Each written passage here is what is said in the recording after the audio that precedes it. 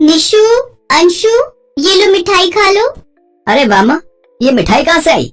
अरे वो सीता दीदी है ना, उनके पति ने नई मोटरसाइकिल ली है, तो वही आज दोपहर में लड्डू दे गई थी। लो ये 2 लड्डू हैं, तुम दोनों एक एक खा लो।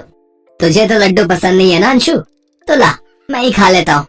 पर भैया, जब तक अंशिका निशांत से कुछ कहती तब तक निशांत दोनों लड्डुओं को अपने मुंह में डाल चुका था। और फिर दोनों लड्डू खाने के बाद, हाँ हाँ हाँ हाँ हाँ हाँ, तू कुछ कह रही थी? नहीं कुछ नहीं भैया। ये है निशांत और अंशिका और उनकी माँ निर्मला।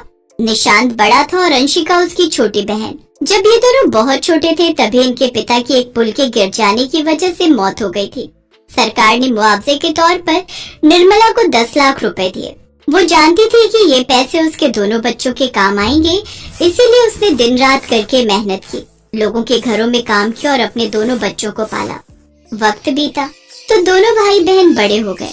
अब निशांत कॉलेज में था और अंशिका 12वीं में। फिर एक दिन, माँ कुछ पैसे दे दो ना। अरे कहाँ से लाऊं रोज रोज इतने पैसे? अभी 3 दिन पहले ही तो तुझे 200 रुपए दिए थे ना। पर माँ वो तो खत्म हो गए। बस का किराया, कॉपी, पेन, कितने खर्चे होते हैं मेरे।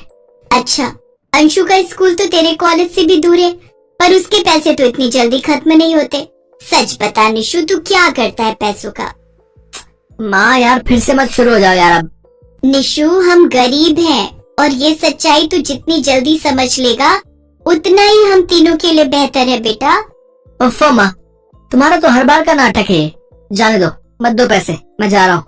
हर दूसरे तीसरे दिन निशांत इसी तरह से अपनी माँ से लड़ाई कर लेता था। उस दिन भी उसने अपना बैग उठाया और कॉलेज निकल गया। फिर कॉलेज में, अबे क्या हो गया? 12 क्यों बजे तेरे मुंह पे? कुछ नहीं यार, सुबह सुबह माँ ने मूड खराब कर दिया। बस 200 रुपए तो मांगे थे, कोई किडनी थोड़ी ना मांग ली थी उनकी। अबे यार, तुझे सुट्टा पीना है ना, चल मैं पिला देता हूँ। थैंक यू यार। देखना क्या हालत हो गई है मेरी, एक सिगरेट पीने तक के पैसे नहीं बचे मेरे पास। यही वजह थी कि निशांत की पॉकेट मनी बहुत जल्दी खत्म हो जाती थी। दूसरी तरफ अंशिका थी जो निशांत से बिल्कुल अलग थी। स्कूल जा रही है अंशु? हाँ माँ, एक बात बोलूं? लो ये 100 रुपए रख लो आप, मेरे पास बचे हुए हैं तो आप भैया को दे देना, हो सकता है उन्हें सच में जरूरत हो। अपनी बेटी की समझदारी देखकर निर्मला ने उसे गले से लगा लिया। वक्त बीतने के साथ निशांत और भी चालाक होता गया, जबकि अंशिका और भी समझदार। ऐसे ही कई साल बीत गए। निशांत ने अपनी माँ को बिना बताए एक लड़की से शादी कर ली। उस लड़की का नाम शीला था और शीला निशांत से भी बड़ी लालची और चालाक थी। एक दिन घर में शीला को निर्मला के सामान से एक कागज मिला। शीला ने फौरन उस कागज की फोटो खींच ली और फिर शाम को, इधर आइए, आज बताती हूँ आपको कि आपकी माँ कितनी तेज है। क्या मतलब? ये देखिए, आज मैं घर की सफाई कर रही थी तब ये कागज मुझे उनके सामान से मिला। आपको पता भी है आपके पिताजी के मरने पर माँ जी को पूरे 10 लाख रुपए मिले थे, जिसकी उन्होंने एफडी कर दी और अब वो पूरे 20 लाख हो गए हैं। लो बताओ, और हमें लगता रहा कि हम पैदाइशी फकीर हैं। निशांत ने अपनी माँ निर्मला से जब इस बारे में बात की तो निर्मला ने मुआवजे और सड़क हादसे वाली बात दोनों भाई बहनों को बता दी। अरे माँ, तुम कितनी अच्छी हो। मैं दूसरे की दुकान पर काम करता रहा और मुझे पता ही नहीं था कि मेरी माँ मुझे 20 लाख रुपए देने वाली है। 1 मिनट, तुम और बहू दोनों कान खोल कर सुन लो। इनमें से बस 10 लाख तुम्हारे हैं और बाकी के 10 लाख अंशु के। तुम कल ही अपने पैसे ले लेना मुझसे और तुम्हें जो करना है वो करना, पर बाकी के 10 लाख तो मैं अंशु को ही दूंगी। उसकी पढ़ाई लिखाई और शादी में काम आएंगे वो, समझे? निर्मला की बात सुनकर निशांत की भौहें चढ़ गई, लेकिन इस वक्त वो अपनी माँ को नाराज नहीं कर सकता था। फिर अगले दिन निशांत की जिद पर निर्मला ने अपनी सालों पुरानी एफडी तोड़ दी और दोनों भाई बहनों में पैसे बराबर बराबर बांट दिए। पैसे मिलने के बाद अगले दिन काम का बहाना बनाकर निशांत घर से बाहर चला गया और फिर मायके जाने की बात कहकर शीला भी घर से चली गई। अब वो दोनों शहर के ही एक दूसरे मोहल्ले में रहने लगे। फिर एक दिन अचानक निर्मला बेहोश होकर गिर पड़ी तो अंशिका उसे लेकर अस्पताल भागी। देखिए मिस, आपकी माँ को मेजर हार्ट अटैक आया था। अच्छा हुआ जो आप उन्हें यहाँ वक्त पर लेकर आ गई, वरना कुछ भी हो सकता था। ऐसा मत कहिए doctor, please. Sorry, I am sorry, आप रोइए मत प्लीज। अंशिका बहुत सुंदर थी। डॉक्टर संकेत को अंशिका पहली ही नजर में भा गई। उधर अंशिका ने जब निशांत को माँ के बारे में बताया तो वो अस्पताल आने में भी टाल मटोल करने लगा। अंशिका अपने भाई की चालाकी समझ गई थी, इसलिए उसने दोबारा अपने भाई को फोन नहीं लगाया। निर्मला उस अस्पताल में करीब 1 महीना एडमिट रही और उसके इलाज में अंशिका के वो सारे पैसे खर्च हो गए जो निर्मला ने उसे दिए थे।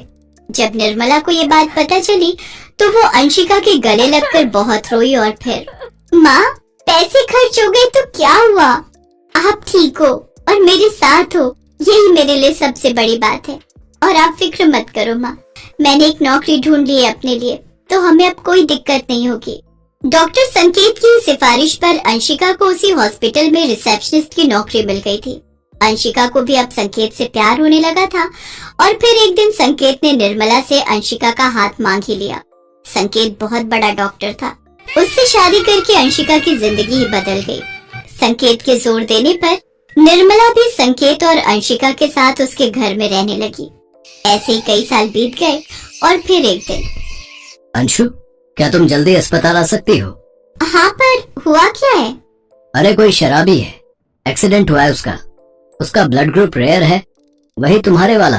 तो अगर तुम उसे हाँ मैं समझ गई, मैं बस पहुँच रही हूँ। वैसे नाम क्या है उसका? उसके आधार कार्ड पर तो निशांत शर्मा लिखा है। ये नाम सुनते ही अंशु फौरन अस्पताल पहुंची। उसका शक तब यकीन में बदल गया जब उसने अपने भाई निशांत को फटे हाल अस्पताल के बेड पर पड़े देखा। अंशिका ने अपना खून देकर उसकी जान बचाई और फिर निशांत के होश में आने के बाद, मेरी जान बचाने के लिए शुक्रिया डॉक्टर, पर तुम्हें हुआ क्या था? सर, शराब की लत ने मेरा ये हाल कर दिया। पहले मैंने पैसों के लालच में अपनी माँ और बहन को छोड़ दिया और फिर किस्मत ने मेरा साथ छोड़ दिया। पहले पैसा गया और फिर मेरी पत्नी भी मुझे छोड़कर चली गई। सर, आप भगवान हो डॉक्टर साहब, जो मेरी जान बचा ली आपने। रुको, तुम्हारी जान बचाने का क्रेडिट मुझसे पहले इन्हें जाता है। इनसे मिलो, ये है मिसेस अंशिका, मेरी पत्नी। इन्होंने ही अपना खून देकर तुम्हारी जान बचाई है। निशांत ने अंशिका को देखा जो बहुत महंगी साड़ी पहनकर खड़ी थी। निशांत में कुछ भी कह पाने की हिम्मत नहीं थी क्योंकि वो समझ गया था कि भगवान ने अंशिका को उसकी सादगी का तोहफा दिया है और उसे उसकी मक्कारी और चालाकी की सजा।